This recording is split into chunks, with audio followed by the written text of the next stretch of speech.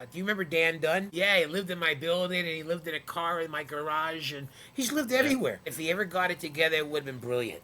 Yeah. He had the potential to outshine everybody. The night after he OD'd on heroin, he went and did a spot at the open mic at the.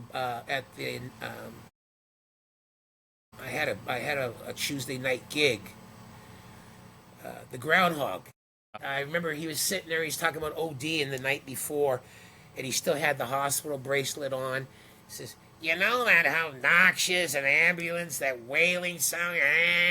It's even worse when you're laying in the back, spitting and choking on your own vomit. It's even more annoying then." So, and I just remember Chris Finn, who's been a great writer for years, Glenn Foster's no slouch, and myself, all three of us just sitting at the same table, and we looked at each other, and neither of us could say anything because we had just seen brilliance. I But it was never repeated. And I a great, saw him so many times. Like, it would be him, me, and Majumder on a show, and Majumder and I would do all right, and then Dan Dunn would go on stage and just floor you with this rawness of stuff, and you're like, holy shit.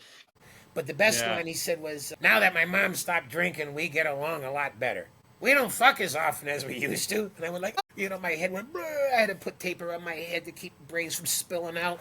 Yeah. And but only Dan Dunn could have thrown that line out. And you Yeah. could have 20 young edge lords standing on stage trying to touch that, and they wouldn't.